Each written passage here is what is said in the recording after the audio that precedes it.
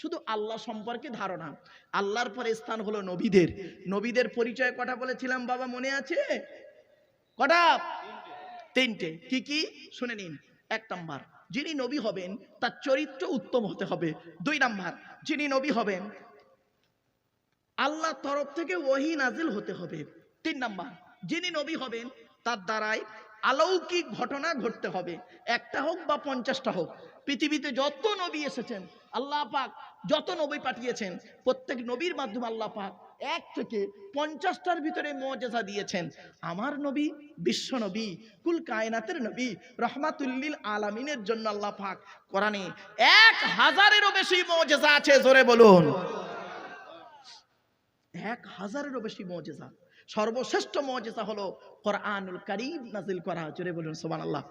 চলুন এবার আমাদের নবীর পরিচয়টা দিয়ে দিই। আচ্ছা, আমাদের নবীর নাম কি? মুহাম্মদ সাল্লাল্লাহু আলাইহি ওয়াসাল্লাম, তাই তো নাকি? আরে ভাই বলুন না। আচ্ছা, মুহাম্মদ সাল্লাল্লাহু আলাইহি ওয়াসাল্লাম কোন বংশে জন্মগ্রহণ করেছেন? কুরাইশ বংশে। কুরাইশটা কে? কুরাইশটা কে শুনে নিন। কুরাইশটা কে বলে দিচ্ছি বাবা, সুবহানাল্লাহ একটু জোরে বলতে হবে, পারবেন তো ইনশাআল্লাহ? ঠিক আছে বাপ, চলো শোনেন নবীর পরিচয়টা বলে দিই। কোন বংশ বললেন? কুরাইশটা কে? মুহাম্মাদের বাপের নাম আব্দুল্লাহ, আব্দুল্লাহর বাপের নাম আব্দুল মুত্তালিব, আব্দুল মুত্তালিবের বাপের নাম আব্দে মান্নাফ, আব্দে মান্নাফের বাপের নাম হাশেম, হাশেমের বাপের নাম কুসাই, কুসাইয়ের বাপের নাম কিলাব, কিলাবের বাপের নাম মুররা, মুরার বাপের নাম লুবাই, লুবাইয়ের বাপের নাম কাব, কাবের বাপের নাম গালিব, গালিবের বাপের নাম ফিগির, ফিগির থেকে কুরাইশি বংশ এসেছে। নবীর বাপের নাম আব্দুল্লাহ, মায়ের নাম আমিনা, দাদার নাম আব্দুল মুত্তালিব, দাদির নামটা কি? নেতিলা বিনতে খব্বাব ব্রাকেটে ফাতেমা, কেউ বলেছেন সামিরা। নবীর নানার নাম হলো আব্দুল ওয়াহাব জুহরি, নবীর নানির নাম হলো বারিরা বাবাররা, নবীর দুধমার নাম হলো হালিমা, নবীর দুধ বাপের নাম হলো হারেস, নবীর দুধ ভাইয়ের নাম আব্দুল্লাহ, নবীর বাপের নাম আব্দুল্লাহ, নবীর দুধ ভাইয়ের নাম আব্দুল্লাহ, দুটো যেন এক করে ফেলবেন না। নবীর জন্ম 570 খ্রিস্টাব্দে। ইংরাজি কি মাস ছিল? 29শে আগস্ট। আরবি মাস ছিল রবিউল আউয়াল মাস 12 তারিখ, মতান্তরী 9 তারিখ, সোমবার সবে সাদিকের সময় আরবের মক্কা নগরী কুরাইশ বংশে নবীর জন্ম। নবীর বাপেরা হলো 10 ভাই, নবীর মায়েরা হলো 19 বোন। নবীর বাপেরা ক ভাই? 10 ভাই। নবীর 9টা চাচা, 18টা খালা আর 6টা ফুপু। হুজুর ফুপু বোঝে না? জি হ্যাঁ। ওই বাপের বোনকে কি বলেন?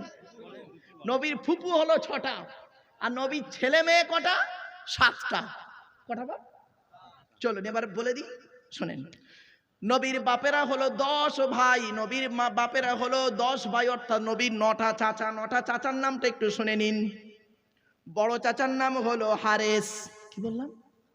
হারেস, মুকাইম, জুবায়ের, ফাইদাক, জাইদাক, আবু তলেব, আবু তলেব, আবু লাহাব, হামজা, আব্বাস। নবীর বাপ হলো আব্দুল্লাহ।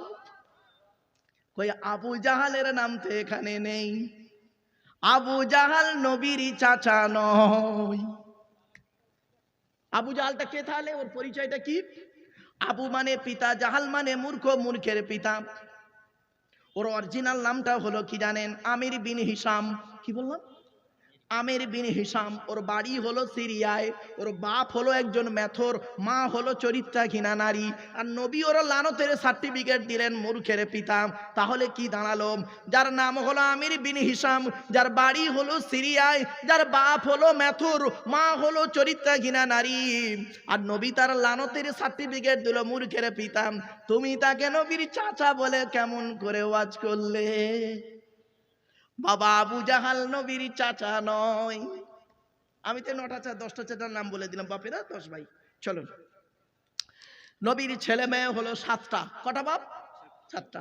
3টে পুত্র সন্তান, 4টে কন্যা সন্তান। 3টে পুত্র সন্তানের নাম কি? নবীর বড় ছেলের নাম ছিল সকলের বড়, নবীর সর্বপ্রথম যে সন্তান হয়েছিল তার নাম হলো কাসেম। কি বললাম? কাসেম। এই জন্য নবীর একটা ডাক নাম হলো আবুল কাসেম। নবীর একটা নাম হলো আবুল কাসেম। নবীকে এই বলে ডাকা হতো আবুল কাসেম, মানে কাসেমের বাপ। মানে বাপের বড় ছেলের নাম ধরে লোক ডাকে না, কাসেমের আবু মানে পিতা, কাসেম নাম, আবুল কাসেম কাসেমের বাপ। নবীর একটা নাম হলো আবুল কাসেম, অর্থাৎ বড় ছেলের নাম হলো কাসেম, মেজো ছেলের নাম হলো তাহের বা তৈয়েব, ছোট ছেলের নাম হলো ইব্রাহিম। মারিয়া কিপ্তিয়ার গর্ভে এসেছিল।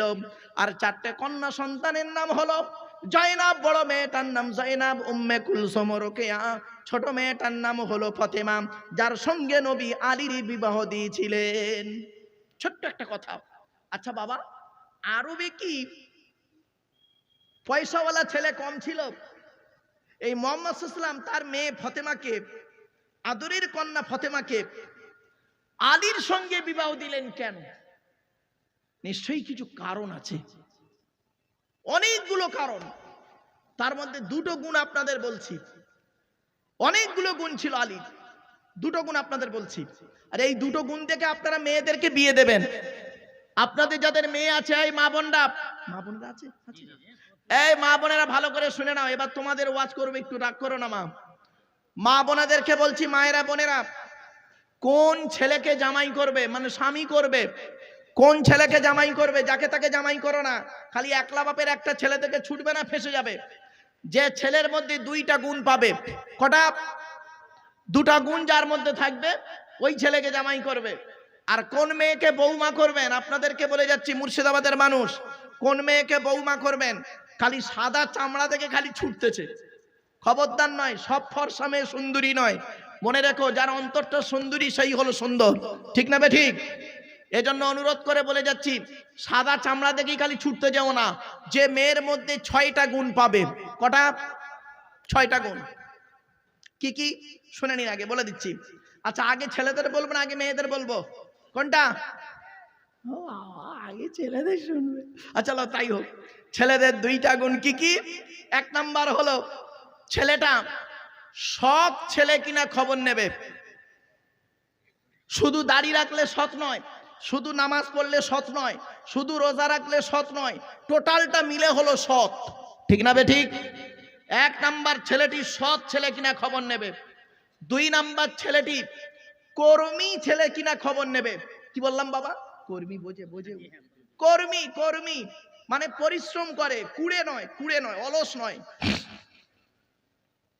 এই দুটো গুণ যে ছেলের মধ্যে থাকবে, সেই ছেলেকে জামাই করবে। দুনিয়াতে শান্তি পাবে, আখেরাতে জান্নাত পাবে, আশা করা যায়।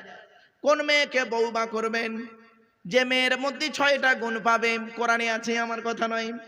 মুসলিমাতিন, মুমিনাতিন, কানিতাতিন, তাইবাতিন, আবিদাতিন, সাইহাতিন, সাইয়্যিবাতিন ওয়া আবকারা। 28 নম্বর পারার 19 নম্বর পৃষ্ঠার 11 নম্বর লাইন, সূরার নাম সূরা তাহরিমের 5 নম্বর আয়াত। বাপেরা, আমি একটা তাফসীর লিখছি, আমার লেখা তাফসীরের নাম হলো তাফসীরে আবু বকর সিদ্দিক। যেদিন আপনাদের কাছে ওই তাফসীর এসে পৌঁছাবে, বাবা, আমি সেদিন হয়তো পৃথিবীতে থাকবো না, অন্ধকার নীরব নগরে চলে যাব। মানুষ চলে যায়, কথাটাই রয়ে যায়, বাস্তবটাই বলে গেলাম আজকের আপনাদের কাছে।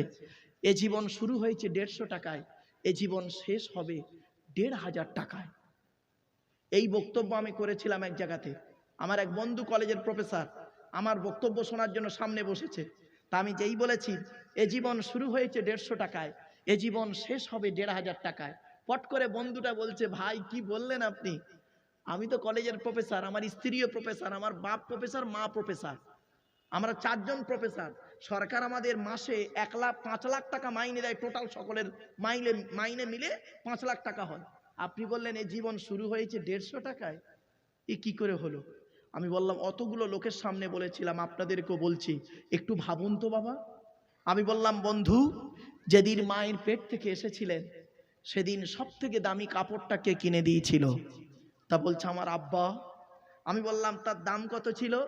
বলছে, কত হবে, 100 থেকে 150 টাকা। আমি বললাম, কাপড়টা নিজে পরতে পেরেছিলে? বলছে, না। তা আবার পারি, অন্যেই পরিয়ে দিয়েছিল। আমার আল্লাহ বলছে, এই আব্দুল্লাহ খিল মারুফ, জীবনের প্রথম কাপড় তার দাম 150 টাকা, তুই নিজে পরতে পারলি না। আর জীবনের শেষ কাপড় তার দাম 1500 টাকা, নাম হলো তার কাফন। কাফন কি? কাফন বুঝতে পারি, কাফন, কাফন। তার দাম কত হবে বাবা? হার্লি কত? 1 থেকে 1500 টাকা। আচ্ছা, নিজে পড়তে পারবেন? অন্যেই পরিয়ে দেবে। তো জীবন শুরু হয়েছে 150 টাকায়, এ জীবন শেষ হবে 1500 টাকায়। বাকি যা 2 হাত, চোখ, কান, ব্রেন, পা দিয়ে ইনকাম করেছি, গাড়ি বাড়ি বিজনেস ব্যবসা বাণিজ্য করেছি, ওই গীতার সারাংশ হয়ে যাবে। গীতার সারাংশ কি একটু শুনে নিন।